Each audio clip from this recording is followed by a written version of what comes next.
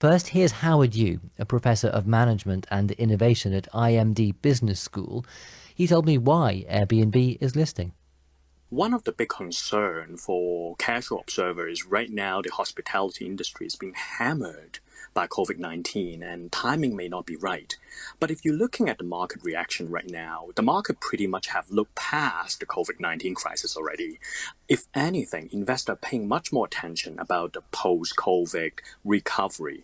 And from that regard, from a valuation standpoint, it's not at all a bad timing for Airbnb. And you can looking at all these frontier company, whether it's internet platform organization, all the way to those who are big on e-commerce, their share price valuation has pretty much recovered from the pre-pandemic time. So from that angle, I would argue it's not a bad timing at all. So the stock market investors then are betting that the tourism industry will come back strongly. It will get back to where it was before the pandemic. Well, there are a couple of things happening here. Of course, the investors or the financial market per se are foreseeing tourists are going to come back after the pandemic crisis is over. But they also disproportionately reward organizations we called prepared for the future.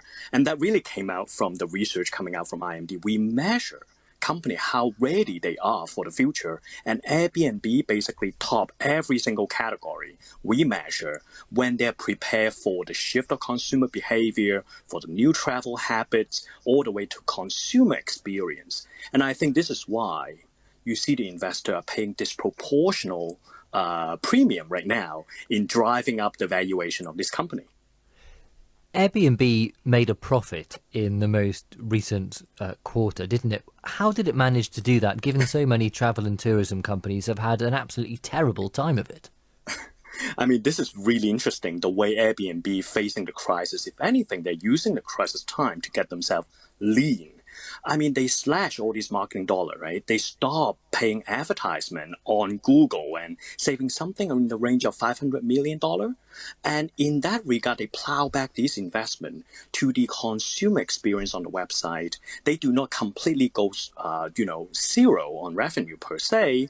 I mean, a lot of people still renting places in upstate New York, for instance, where I am located in New Hampshire, getting out from the city to work remote. So it's not a complete destruction of their revenue, but more importantly, it changes their business model. You have companies like Booking.com and Expedia still spending millions and millions of dollars in Google Ad versus Airbnb, out of necessity, they stop doing that and they pivot into generating their own traffic onto their website. I think after the pandemic crisis, they basically can almost having like an Amazon effect. They drive internet traffic directly to their own website, becomes a category on its own. That is really powerful. Management Professor Howard Yu there.